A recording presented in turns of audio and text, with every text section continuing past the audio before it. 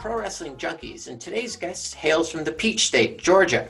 He's trained by A.R. Fox and has competed in Victory Championship Wrestling, WWA 4, where he's a two-time internet champ, Pro South Wrestling, where he's been in the title picture all summer, Revive Pro, amongst many others. He shared the ring with Bobby Flacco, Andrew Thomas, Ben Buchanan, Eric Silva, and in September, on the 5th, he'll be wrestling at Revive Pro's Rock and Roll Never Dies show against Luther X. And then on October 3rd, he'll be competing in Action Wrestling's Future Showcase tournament in Chattanooga. Recently named one of the top 500 wrestlers, black wrestlers in the world today, I give you the Suplex Assassin, Alex Kane. Hey, what's up? What's up? What's going on? Did I get everything right? The only thing, I guess, is minor. I actually won't be at the September 5th show. I had another booking come up that's a little bit above. That takes priority. That takes priority. I understand. Yeah, everything else is good. Yeah, everything else is great. So are you working as a trainer now? Like, are you training? No. Am I training younger talent? Yeah. Is that what you're asking? Yeah. No. I'm literally only 2 years in the business, actually. Okay. So yeah. When you were growing up, did you have, like, were you an athlete growing up? Yeah, growing up, probably starting in like high school, I did wrestling, football, and track. And then on in college, I played rugby, and I also wrestled at the collegiate level. Oh, wow. Oh, so very physical sports. Yes. So when did wrestling come into the scene for you? I remember watching Monday Night Raw when I was 6. I can't remember the exact date, but I remember seeing Jeff Hardy come out, and he just looked. He really looked. He was having so much fun, just like dancing and prancing around or whatever. And then I actually saw him get in the ring, and I saw all the things that he could do, and I was like, I think my dad was sitting next to me. I was like, Dad, that's what I'm going to do one day. But actually, like, starting training, I think I started in like May 2019. And how did you know who to contact, where to go? Well, so I think when I was like 18 or 19, I was looking to join the WWA 4 in Atlanta, Georgia. But I didn't have the money or the resources to do so. So I kind of pushed that to the side and just went ahead and went to college and did wrestling there. And then I think May 2018, I literally just got out of my last college class that I could bring myself to deal with or whatever. And I was like, after I finish this final, I'm going to the WWA 4 and I'm signing up today. And I mean, I'd seen like Austin Theory and AC Mack like on like YouTube videos and stuff, and I was like, if these guys can do this, I can definitely do this. So I went to shows and I just fell in love. So what was your first day of training? Like, you show up, had you ever been to the gym or training center that you were gonna get trained at? No, actually, my first day, I didn't bring anything because I didn't know if they were gonna like let me in the ring the first day. So I was really literally in my jeans and the stuff that I wore that day at school. And I mean, I hope Ashley never sees this, but Ashley's Fox's wife. But Fox was literally like, he was like, "Yo, you want to get in the ring?" And I'm like, "Hell yeah, I want to get in the ring." I mean, all we did was like a drop down, like a little like drop down roll drill or whatever, and I did great with that. But yeah, I paid my money that day, and the rest is where we are now. Were you in pain after your first day, and did you expect that level of pain? Yes. Oh my gosh, like I was not expecting to hurt as bad as I've hurt.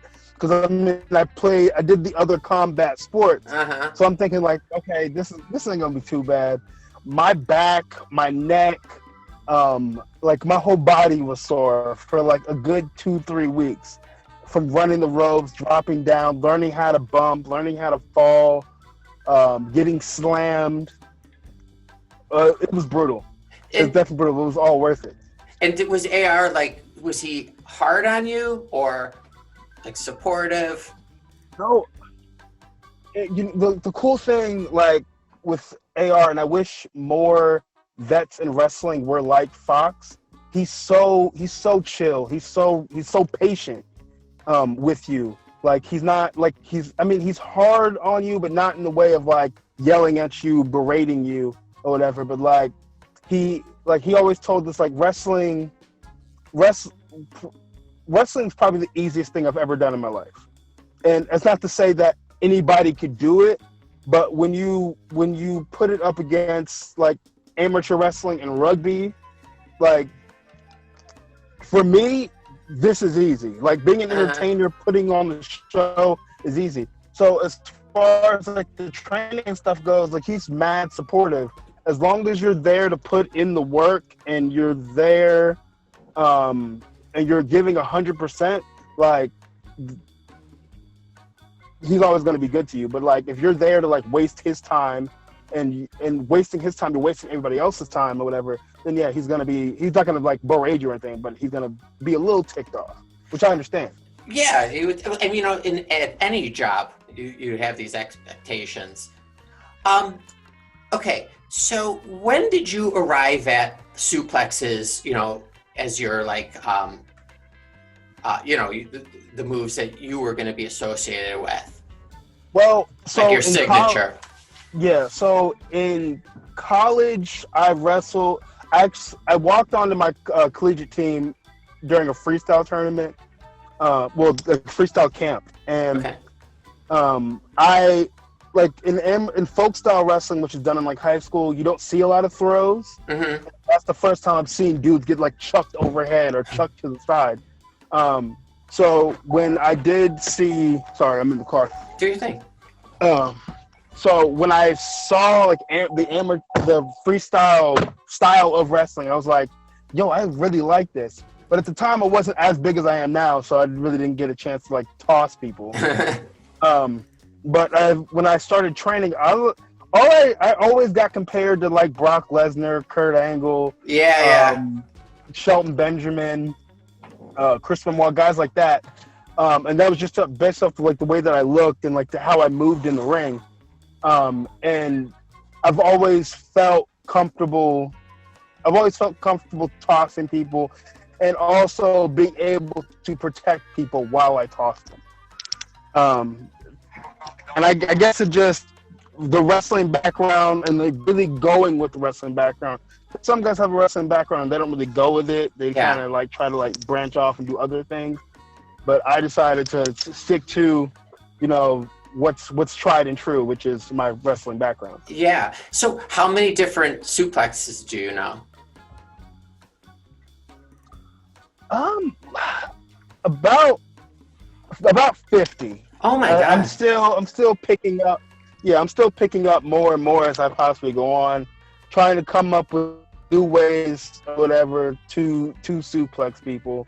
When you're trying, sometimes you just got to get creative. But like when you're trying something new, like do you have to? When you're trying like a new suplex, do you have to work with your opponent, prior to the match, so you can protect him or he knows it's coming? Oh,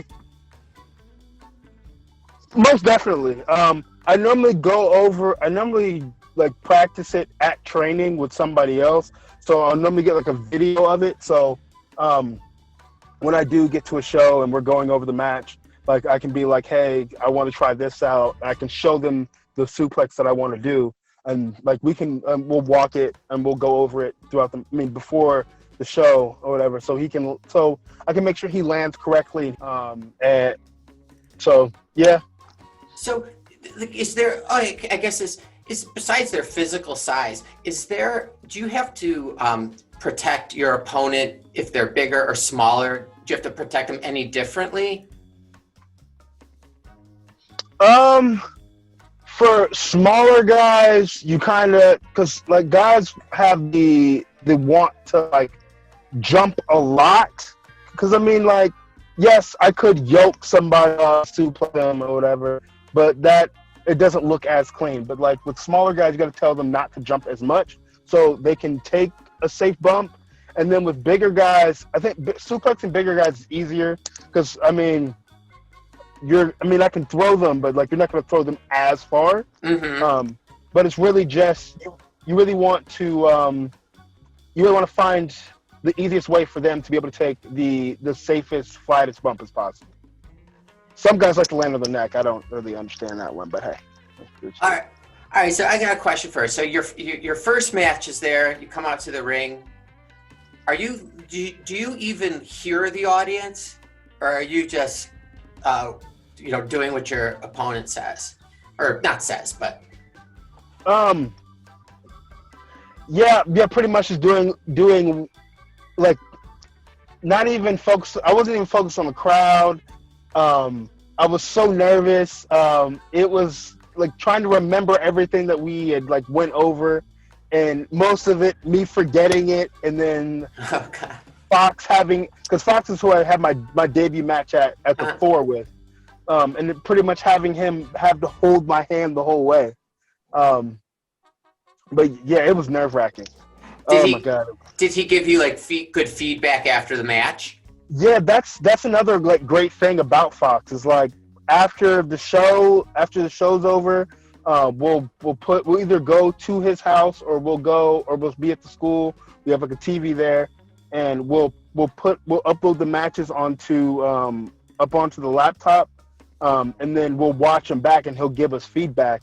I mean, he said it was good for like a first match. I felt terrible because I forgot a bunch of stuff, but I mean, he said it was fine.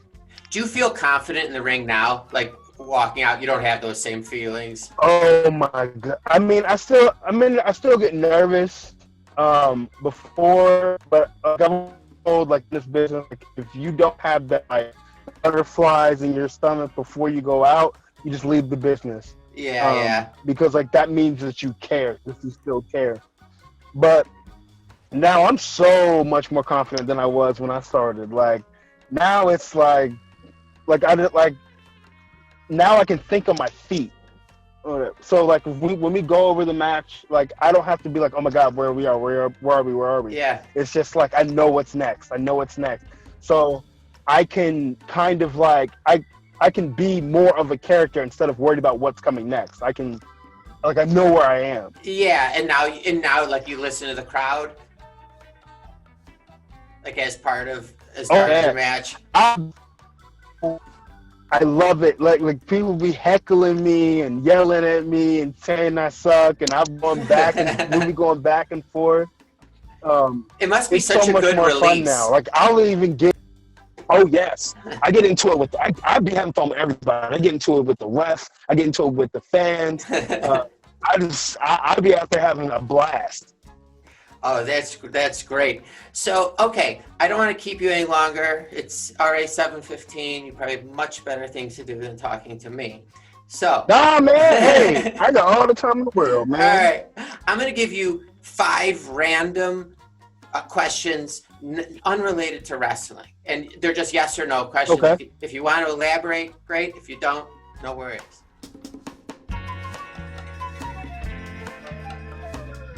Okay. For $500, would you sleep overnight in a coffin? Yeah, I would. See, as long as there's oxygen to breathe. Yeah. As long as there's oxygen to breathe. Totally, because I was thinking like, all right, 500 would be where I'd start considering it. So that's all right. Okay, would you date someone over the age of 55? Yeah, if they're pretty. Okay. Oh, that's an honest answer. That's great. Okay. Could you take down any of your non-wrestling friends easily if you guys ever got into a fight? Oh, no doubt. No doubt. They see my cauliflower ear and they already know what's up. Have you gotten ringworm? No. I've had staph infection though. No ringworm. Had staph infection. Wow. All right. Have you ever consumed a liquid that had the label potion on it? I have not. No. Okay. And could you describe to someone what the internet is? Because I can't. It is a web. You actually no, I can't. I'm sorry. I can't do it. No, like my friend said to me, like try and explain to someone who just woke up from like 1980. Explain them what the internet is. I have no idea. There's like magic stuff going through the air. There's information you can get to score the Sox game. You know, like. All right. So what's coming up for you next? Yeah, like you mentioned before, I've got the Future Showcase October 3rd. This Friday, I'll be at Pro South Wrestling in Piedmont, Alabama. Okay. Yeah. For right now, that's what I've got going. How many? Oh yeah, I'll be at VCW on September. No, in 2 weeks. Okay. And I will also be at Crux Wrestling in Tennessee. It's Carrie Awful's promotion on October 11th. Okay, great. And how many people are competing in the tournament showcase? I think it's 8. Yeah, I think it's 8. Yeah. All right. Well, Yeah. I'd love to talk to you again before or after that, or both. Definitely. All right, cool. Thank you again for taking the time to chat with me. I really appreciate it. Good luck. Stay safe. You know, with you may have heard there's like a virus going around. Yeah. You may have heard chatter about it. Yeah. Take care. Stay safe, and and let's talk again. No, definitely. Thank you so much for this opportunity. Thank you. I appreciate it. Bye. All right. Bye.